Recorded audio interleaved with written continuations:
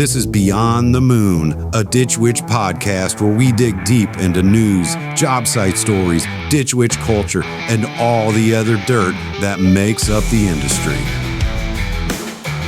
Hey everybody, I'm Sean Hubbard, marketing dude for Ditch Witch. Welcome back to another episode of Beyond the Moon. We've got an awesome guest with us today, flew all the way in from Washington. That's right. Yeah, we've got Kyle Liebman here. He's the Director of Service for Ditch Witch West. Correct. Yep, and fun little fact, I don't know if you can, you probably can't see it because he's got sleeves on, but this man, I'm told, has a few tattoos. I have a couple, yeah. Yeah, do you know how many tattoos you have? I have no idea. No idea? No idea. Where are they? Are we just Arms and legs. Arms and legs? Arms and legs. Nothing on the core? Nope. So I've got one tattoo that I got, I don't know, back in 2007 or 8, and it's right here on my upper thigh is the one that I have. The one. I've just got one. So you've got me beating that category. So when did that all that start? Where did that come about? So my mom told me I could never get a tattoo. Oh yeah, right. My mom told me I could never get it. I was raised military. Okay. My mom told me I could never get a tattoo.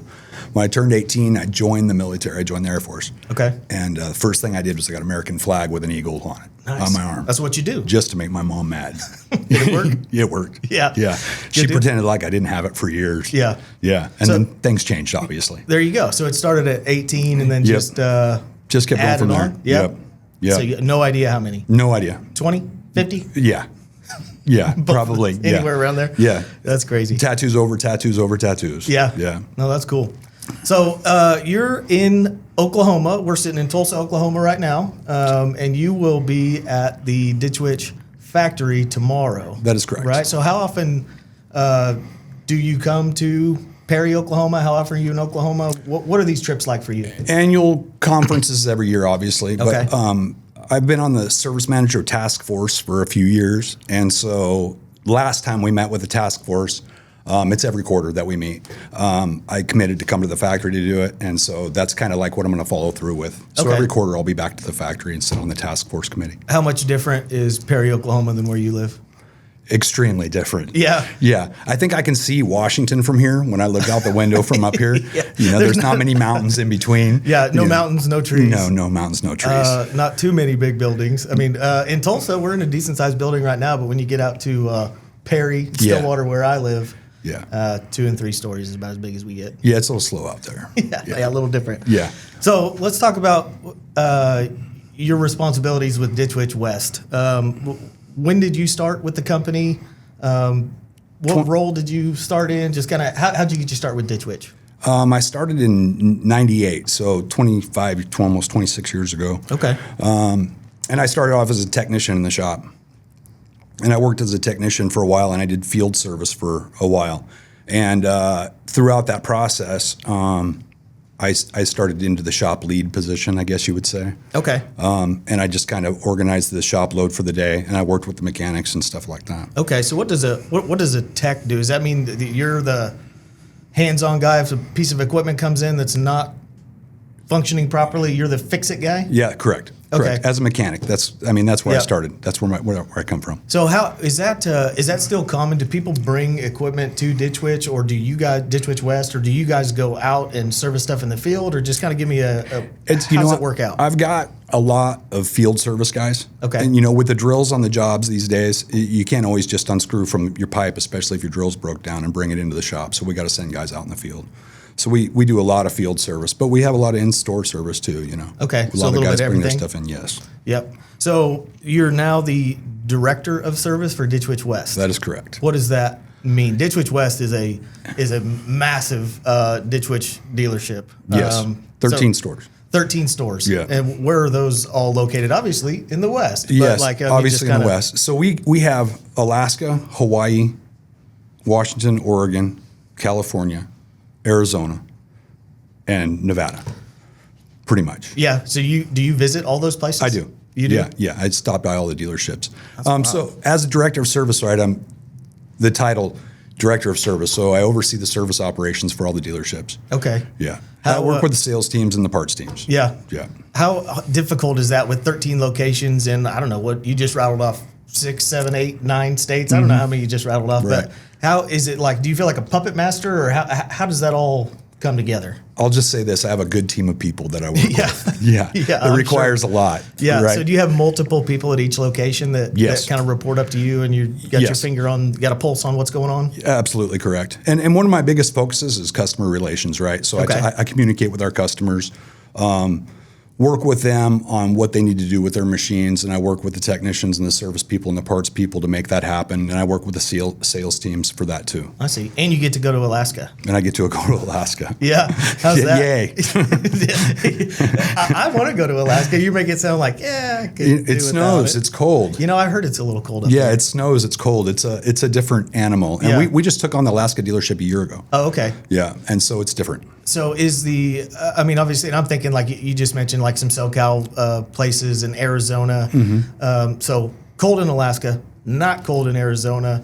Does the work that Ditch Witch service people do, is it different? I mean, just based on weather conditions, it's different equipment? It is not. It's exactly the same, no matter where you go. We have drills and skid steers and trenchers and plows working everywhere all the time. So you just got to pack different stuff in your bag, but Exactly right. doing the same Yeah, thing. one extreme to another. Yeah. 115 in Arizona in the summertime, and then it's 0 in Alaska in the Yeah. wintertime. So That's too cold for me. I'm soft. yeah, I couldn't do it. yeah, Yep. So you said you started in 1998. yes. How did that come about? I mean, was it Ditch Witch something that you were interested in, or how did you get here? I thought ditch witches were lawnmowers. That's what I thought. Ditch witches were lawnmowers. I had Right. no idea what they were, and I worked for a trucking company prior to that. And my boss, what happened is Ditch Witch of Oregon bought our trucking company building and property, Oh, okay. and they moved Ditch Witch into there. Right. Right. And then I was working for a trucking company at the time, and my boss stayed from one trucking company to Ditch Witch of Oregon. Yeah. And he called me up one day and said, "You need to come work for me." So I went to work for Ditch Witch. Yeah. And you said, well, I guess I do. I guess I do. That'll yeah. check out. Yeah, and it worked out okay. So you kind of have an interesting backstory. Mm-hmm. You said that right out of high school, 18 years old, you joined the U.S. Air Force. Mm-hmm. What happened from there? Ooh, that could go on forever. We've got some And time. we'll keep it light and fluffy. Okay, Right. yeah. Right. So I got out of the Air Force. Okay. I got out of the Air Force earlier than most people do. And then I moved to Oregon. I went to school, went to college to get a degree in diesel technology because I knew that I wanted to work on stuff. And I'd always been a mechanic. I'd always worked on stuff. So Right. that's what I wanted to do. Hands-on kind of guy. Right. And then I got married and I had a couple of kids. And then I worked for Ditch Witch. And then my life took a turn. Okay. You and I had a phone call a little while back just to kind of get to know each other. Kyle and I had never met before, so rather than the first time that we speak with a bunch of cameras, we had a kind of a private phone call. And during that phone call, you had kind of mentioned that you hire people that need second chances. Absolutely. A lot out of for Ditch Witch West. And what I'm trying to get is why is that something that you try to do, or what's the reasoning for second chances with Kyle? Okay. So second chances with Kyle. That's a good way to put it. There you go. Yeah. So my story goes, and I won't get too much into my story, but more about to answer the question. Sure. I got drug addiction. Okay. Right. We talked about you have personal relationship with that yourself. Yep, we right? do. Yeah. Yeah. And so throughout that time, life was bad, whatever. I ended up getting clean. Okay. And so throughout that process of getting clean, I started volunteering for the state prison that was in my town and carrying the message of recovery into addicts. Yeah. Sorry. No, that's So what's worked out for me for that is that, you meet a lot of people, right? Right. And convicts need a chance too. 100%. That's kind of how I figured it out, And I've been arrested a lot. I've been to jail a lot prior, right? A long time ago. And so giving these guys a chance was an opportunity for me. So Okay. I was in a position with Ditch Witch Right. after being clean for a minute that I could hire these people. yeah. So some of those folks that need a second chance, do you see yourself in them? Like, Absolutely. Okay. Yeah, absolutely. So give me a percentage of employees that you've hired over the last however long you've been at Ditch Witch that are second chance employees, and what's the success rate in reintroducing them to the workforce? Working for Ditch Witch, Yeah. I would say that right now I have probably 6 recovering addicts that work for me. Okay. Yeah. And over the time, I've probably had 10 or 12 that I've hired, and they're all ideal employees. They absolutely have turned their life around and made a difference. Yeah. Right. And they just needed somebody To give them a maybe chance. give them a chance. Yep. Yep. Yep. And I'm all about second chances. Yeah. You know, I got one. Yeah. So Yeah, I and I was try gonna, to pass that on. I was going to ask you about that too on the phone call that we had. You mentioned Steve Jurgens. Who is that? He's our general manager. Okay. Or actually, he's our executive vice president of Ditch Witch West. Okay. That's his title. That's official title. Yeah. Yeah. Yeah, and he was general manager for a long time. And so when I got hired, I worked for Ditch Witch for a few years, got in a lot of trouble, went to jail for a while.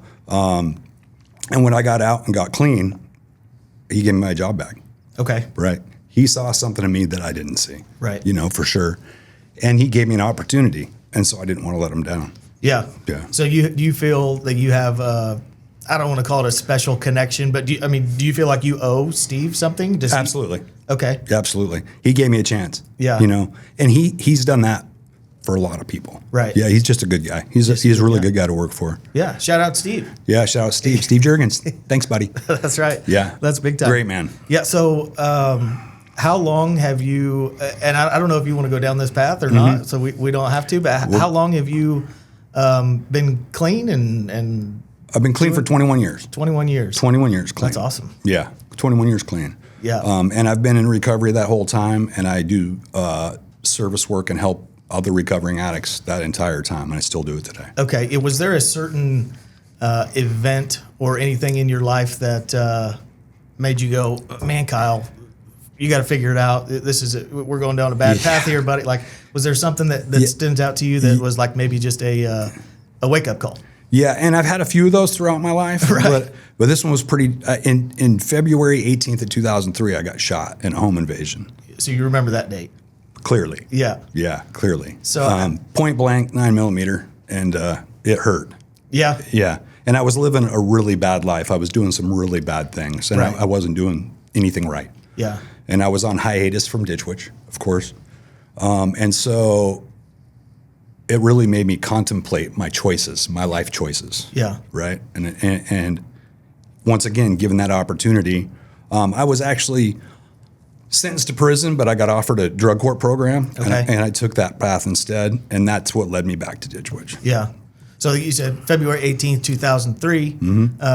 You've been sober for a little over 21 years now. Those dates seem to line up that was kind of a what are you doing shocker. type of thing. Yeah. Well, and you and I talked about that a little bit on the phone, and I opened up to you a little bit that I have some similar stuff that's going on with my family, and it's hard for addicts to break out of that cycle. Absolutely. It is. Yeah, so I think you just being open to talk about your story, and obviously you're doing really well now, and that's exciting. Yes. Everybody at Ditch Witch West, Yes. I had nothing but great things to say about you. So I'm just so happy that you are willing to talk about it, because it means a lot to me. Yes. I know it means a lot to a lot of people that are not just suffering with addiction, but their families and close ones, and it's just it's an ugly part of life that we all have to deal with. And Yes, it is. Yeah. It's terrible. It's terrible. The world is a harsh place out there, man. Yeah. It really is. So when you're hiring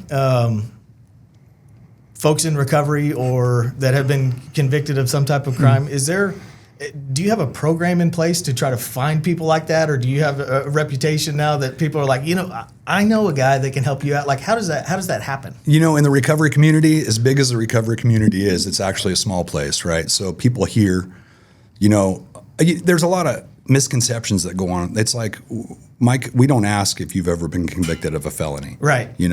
That conversation happens at one point, but these days we're not even really allowed to ask. Right? Because the way the world is. But yeah, it's word of mouth, pretty much for the most part. And Okay. our recovery community is huge. People talk. people know what's going on. Yeah. Yeah. Give people a second chance. It's always worth it. A lot of those folks do that. That's what they need. They need somebody to reach out and give them that second chance. Absolutely. And it holds everybody accountable. Yeah. So it's like we have all these guys in recovery that work in my shop. I have technicians, I have service writers, I have now my new product support manager, Jesse, he's in recovery. The people in the office. I mean, we have just this whole line of people that are all in recovery. So we hold each other accountable. Right. Right? Because we know if something's going on. Yeah. You know the signs. Yeah, like, absolutely. What's actually happening Wait here? a second. What's going on here, right? So we can watch each other. Yeah. No, that's awesome. Yeah, it's a family thing. I did want to circle back to your responsibilities, and you're traveling up and down the West Coast, and now you're in Oklahoma. Is there a particular area in which you like to work? I mean, you made a funny face when I said, "Oh, you get to go to Alaska." Yeah. Do you enjoy going to Hawaii to work, or where's your favorite location that you get to travel to? I just spent all last week in Hawaii. Yeah? Yeah. I'm jealous. I didn't. Not a spent fan. it in Oklahoma City. Not a fan. Not a fan. Why? It's just like anywhere else, really. Yeah. What I can tell you is when I go on the road, I'm working. It doesn't matter where I am. It's the same thing. Yeah. And the biggest thing I like to do is I like to go where it's busy, where there's a lot of customers working, so I can get out with these customers and explain to them what we offer as a dealership. Let's talk about that real quick. You're Ditch Witch West, but what all do you guys offer? I mean, as far as Ditch Witch is concerned, we have subside equipment. We have American Augers equipment. Yes. Do you guys have all that? Do you have do. other stuff? Like what are you? We're anything Charles Machine Works makes is what we have. So we have American Augers, a lot of reclaimers, a lot of mud recyclers. Yeah. Some bigger drills, and then majority of our stuff is all Ditch Witch drills. Okay. I mean that's huge, and plows too, as well as quad tracks. We spend a lot of time with that, and so when all these big telecommunications jobs are going on, I like to go out and hang out with the customers and see what's going on and see what we can do to help them. I've seen just talking to some vacuum excavation people in Perry, Oklahoma, that the Warlock Series W12s seem to be going pretty well on the West Coast. You see those driving around? Yes, and we work on a lot of them, and I'm glad they're here. Yeah. It's a good unit. No, they're awesome. Yeah, we're pretty impressed. Paint job's cool too. Yeah, the paint. They look cool. Yeah, that's they all that do really look cool. matters. That's it. It doesn't have to work. It just has to look nice. If it works, it's a bonus. Yeah, but man, it looks awesome. Parking on the job site looks great. Yeah. Yeah. But they're good. They're good units, and I'm glad we have them. Yeah, for sure. Yeah, because prior to the Warlocks, we were using another brand, which we still service, of course. Yeah. Which is Rival, but yeah. The Warlocks are definitely a contender in this market for sure, and I look forward to that future. Cool. We just got the M8s in like last month, so I like those. The W8. W8, sorry. Yeah. It's a upside down M. Yeah. Whatever. Yeah, no, those DW. are new. Yeah, they look cool too. They're good. Yeah. So, yeah. Good deal. Well, I think we're bumping up against time here, so I did want to say thank you, Kyle, for sharing your story. I know some of that's probably a little bit uncomfortable, but I do think it's important for people to hear that there is a light at the end of the tunnel, or there can be. There is. If somebody gives you a nod. Look at me. Look at you. That's awesome. All right, everybody. Well, that's going to be a wrap for this week, and we will catch you next time. Thank you. Thank you. See you. Well, that's it for this week's episode of Beyond the Moon. Be sure to subscribe to this podcast on your favorite platform and follow us on social media @DitchWitch.